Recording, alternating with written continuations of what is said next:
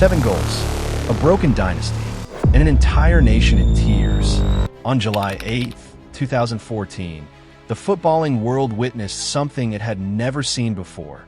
Brazil, the kings of football, humiliated on their own soil in the World Cup semi-final against Germany. It wasn't just a defeat. It was an earthquake that shook the foundations of the sport. A result so shocking that it became more than a game. It became a national tragedy. But to truly understand why this night was so devastating, we need to go back to Brazil's history, to their legacy, to the weight of expectation that crushed them long before a single ball was kicked in Belo Horizonte. Brazil has always been more than a football team.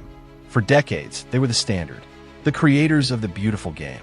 The nation of Pelé, Garrincha, Zico, Ronaldo, Ronaldinho. 5-time world champions. The most feared, the most admired, the most decorated. When Brazil played, the world stopped. And in 2014, they weren't just competing in another tournament. They were hosting the World Cup for the first time in 64 years. And that mattered, because the last time they hosted, in 1950, they suffered one of the most painful defeats in their history. The Maracanazo, a final at the Maracana where Uruguay silenced 200,000 Brazilian fans. A wound that never truly healed. 2014 was supposed to be redemption. A chance to erase the ghosts of 1950 and bring glory back to the land of football. And the star to lead them was Neymar. At just 22 years old, he carried the hopes of a nation on his shoulders. Quick, skillful, fearless, he was supposed to be the hero that restored Brazil's crown. But fate had other plans. In the quarterfinal against Colombia, Neymar fractured his back. His tournament was over. And as if that wasn't enough, Brazil's captain, Thiago Silva, was suspended for the semifinal. Suddenly, the team was without their leader and their talisman. Still, the country believed. This was Brazil. This was their World Cup. Nothing could stop them, or so they thought. Across the field stood Germany, a machine finely tuned for dominance. For years, German football had been rebuilt from the ground up. Youth academies, tactical discipline, ruthless efficiency. And by 2014, it had all come together.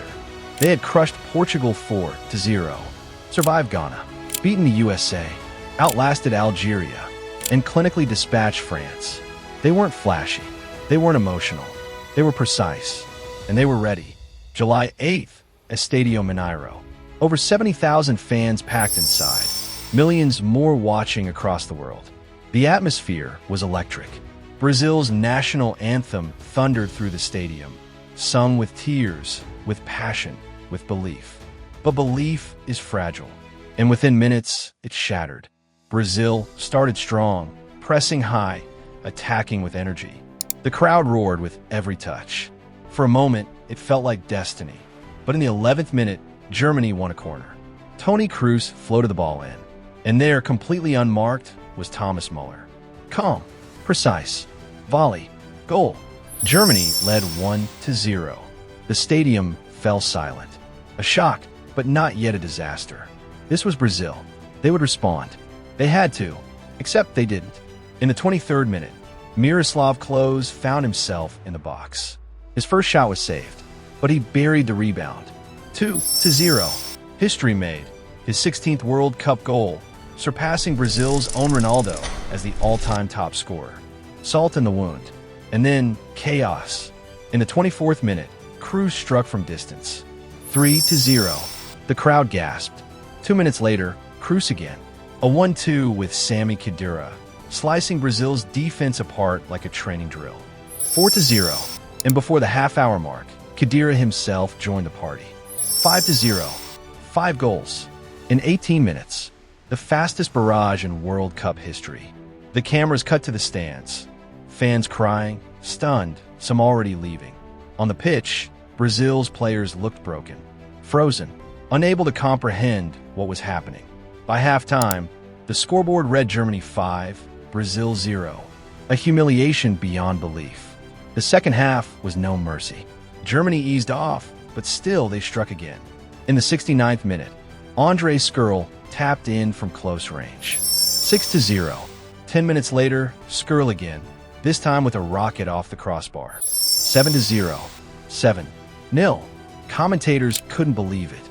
Fans couldn't watch. Players couldn't fight. It was the darkest night in Brazilian football history. Only at the very end, Oscar scored consolation, 7-1. But there were no celebrations, no joy, just silence. When the referee blew the final whistle, the nightmare was complete. The numbers alone were staggering. 7 goals conceded, the most ever by a World Cup host. 4 goals in 6 minutes, a record collapse. Their first competitive home defeat in nearly 40 years. And their biggest loss in over a century of football. But beyond the numbers was the emotion. David Luiz, in tears, apologizing to his people. Fans in the stands weeping uncontrollably. A country mourning not just a defeat, but the death of an identity. Because for Brazil, football isn't just a sport.